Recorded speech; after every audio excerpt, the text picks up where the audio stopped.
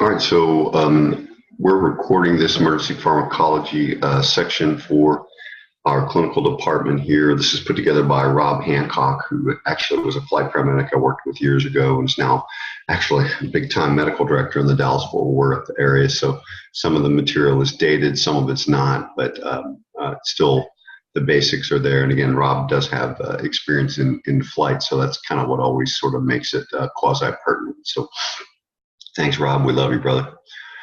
So when you're talking about pharmacology, obviously we begin with definitions. This is pharmacodynamics. It's a study of the effects of drugs and the mechanism of action of drugs. And the key concepts are highlighted there, which are essentially agonists and antagonists, or stimulants and blockers. We'll talk about the dose-response relationship, the receptor and mechanism of action, therapeutic versus toxic effects, and of course we always want to stay away from toxic, and we always want to stay away from subtherapeutic. So conceptually, the receptor is an idea that you kind of have to get used to, either as a protein or as a gas that hits target tissue and is distributed, where it will do a binding to macromolecules that will exert their effect around the body. So a couple things can happen. You can have no change, an undesirable change, or a change that ultimately leads to desired therapeutic effect, which is, of course, the reason we give medications. So the site where a drug binds and initiates its effect, whether it's toxic or therapeutic, is the receptor. And if a drug can't get to its site of action, then no drug effect will take place, essentially a subtherapeutic response. So when you're talking about drugs and receptors, the strength of the binding is really directly proportional to the size and shape that it fits chemically onto the receptor or the receiver molecule. So some medicines and receptor sites are a perfect fit and they bond very tightly, others are not. So these are just kind of some examples of target sites and the actions of a drug. Again, you can see enzymes, drugs that bind to enzymes and inhibit activity, drugs that bind to tubulin and muscle and inhibit microfilament contractile strength, and there are some other examples that are listed there, but these are all medications and their actions. So we know that receptors are highly specialized proteins. We now know that not all of them are proteins. There are actually some gases at work on a cellular level that can be receptors as well, but essentially they bind to signal molecules and they convert or transduce and amplify the signal, either to make it louder or to make it softer. And this modulating of the intracellular activity involves biochemical responses referred to as cascades. So essentially you start kind of a series of actions that will produce reactions on a cellular level. So an agonist is an activator, and a drug that mimics an endogenous molecule that normally activates a receptor is considered to be a stimulant by definition. So agonist and stimulant are in fact the same definition. And an antagonist inhibits or blocks, so consequently an antagonist and a blocker in effect are the same thing. Those of you techies may know that there is, in the scientific world, technically a difference, but practically in transport there is no difference. So some examples of receptors and their binding sites would be nicotinic and muscarinic receptors. Nicotinic, of course, are receptors on skeletal muscle cells, and muscarinic receptors are acetylcholine mediated, and they're on glandular cells. But again, acetylcholine activates both of them. Dopamine sits on the nerve cell and the neurons of the brain, the terminal axons in the brain, peripherally as well, and on the mesenteric and kidney arterioles, they live as well. And then, of course, epinephrine receptors are peripheral tissue in the brain, which is the reason stimulating with epinephrine produces a different response than stimulating with dopamine. And then, of course, there's follicle stimulating hormone, insulin, and other types of receptors. So then there's also steroid-like hormones. And again, we just sort of vaguely talk about these, but again, these are made, circulated to the body and produce actions that are, of course, steroid-like, and consequently, they tend to be longer acting.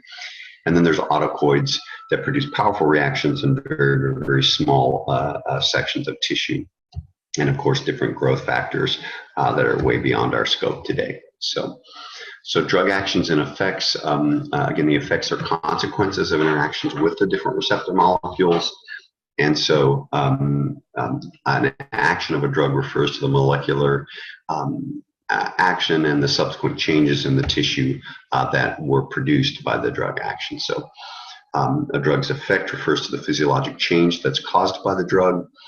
And remember that your body will not leave a drug alone. It will actually then, the minute it recognizes that there's a medication in your system, it will begin to try and exert the body's intrinsic defense against any sort of invader. It will try to metabolize that particular event. So there's been this lock and key model that's out there for 1 million years. So the receptor is the lock and the drug is the key. And so the question is, as a clinician, that you would ask in any particular transport there's two components to this lock and key model. So you want to know, will the key fit in the lock?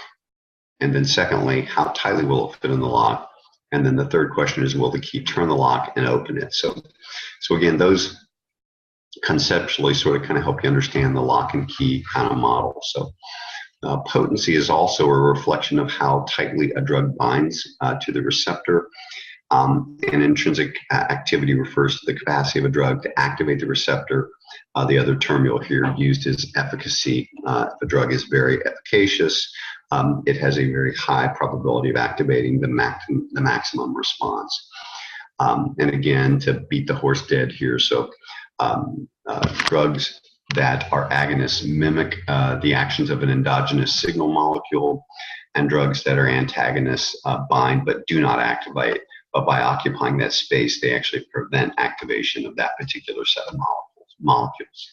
So again, efficacy refers to the capacity of the drug to produce a response. And there's, of course, a big continuum of efficacy. So there's a full agonist, which will produce a maximal response at therapeutic doses. Then there's a partial agonist that will produce a less than maximal response, but it also produces less than maximal side effects. And then there's an antagonist, which will produce zero response and actually prevent a response. So again, if a drug can stimulate a receptor, it has intrinsic activity. And a drug that stimulates a full response, it is said to be a full agonist or very efficacious. Partial agonists bind receptors and stimulate a response as well, but the response of a partial agonist is less, even at very high doses. And that's one of the reasons partial agonists are used in some settings, because a lot of times the clinical staff may feel like that the side effects are so severe that you really would never want to risk having those. So a partial agonist might in fact be a good medication. Again, partial agonists can be very potent. It is important to remember, which is probably the reason that they're partial agonists. So, and again, beating a horse dead here, but a partial agonist, it could also be said is actually a partial antagonist. So again, you think of agonist, antagonist opioids, you think of agonist, antagonist blockers, that essentially every beta blocker is a partial agonist or a partial antagonist. And so you can turn the tone or the volume of the signal down without completely silencing it. And so consequently, you don't have a lot of the crazy side effects that you might see. And again, beta blockade and opioids are the ones that are listed here.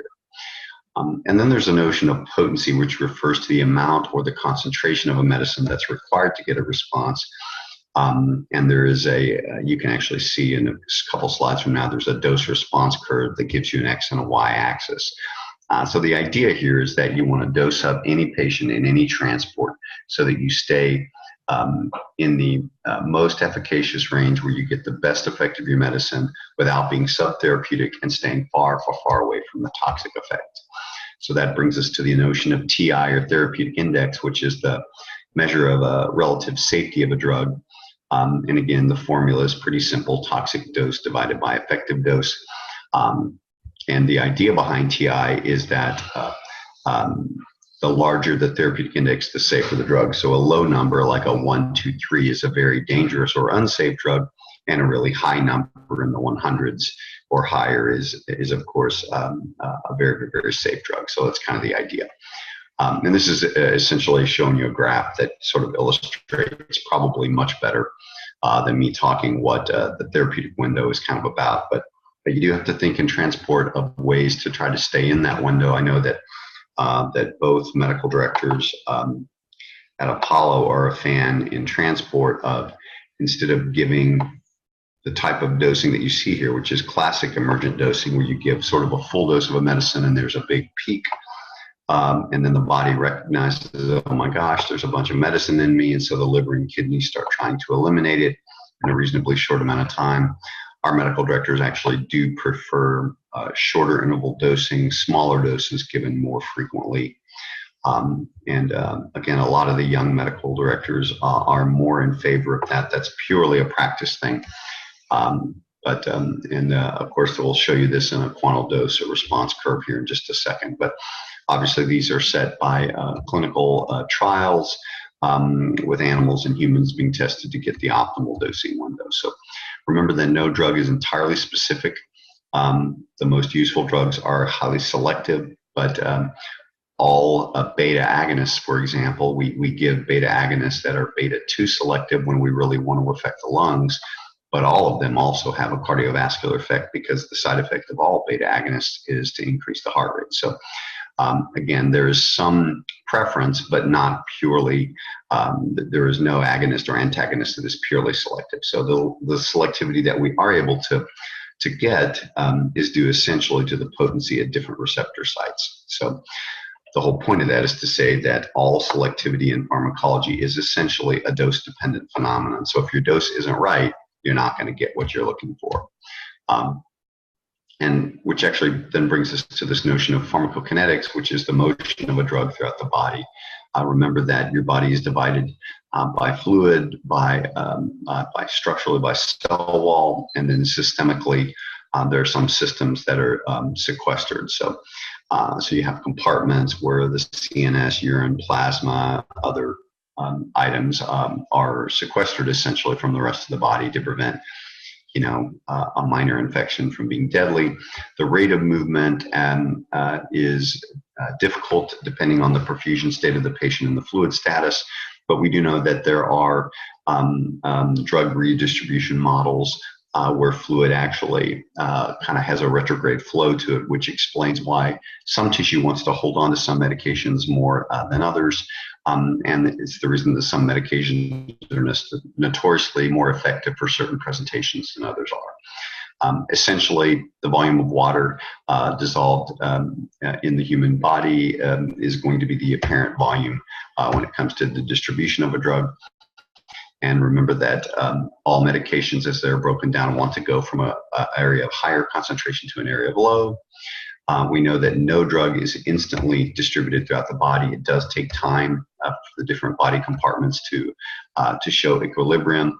And that is, in fact, how your liver and kidneys are able to metabolize virtually every medication that a patient may get, which is the reason so oftentimes in really stressed patients that are tachycardic, for example, the onset of action and the duration of action of any medication is probably suspect and likely to be eliminated. And again, this is showing you, these are some of those dosing strategies and plateau curves that we're talking about. Again, our medical directors do like half interval dosing where you give, and a good example would be fentanyl, which of course years ago traditionally we used to dose up in big doses.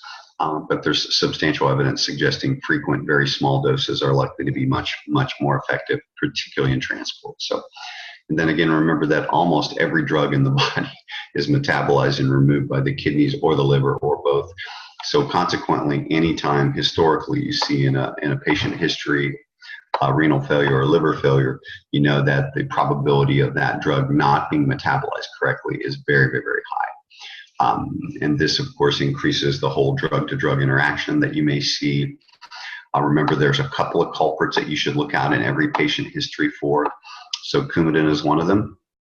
And Coumadin is an example of a drug that increases the plasma half-life of many, many other drugs. And phenobarbital is an example of a drug that decreases the plasma half-life of many, many other drugs. As a matter of fact, you can never say always, but you can almost say always with these two. So remember that phenobarb and Coumadin almost always have a direct effect on the other medications that you see in the history. So these effects are due to either competition for liver enzymes in the case of Coumadin or the induction of liver enzymes in the case of phenobarb.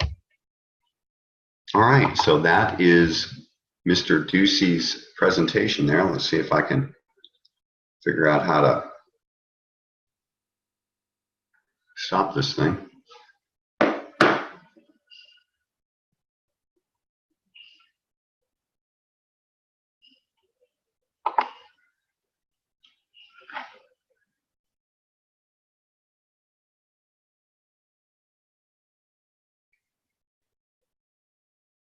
Upload to the cloud. Okay, let's see here. How do we do that? Stop video, share screen, pause recording.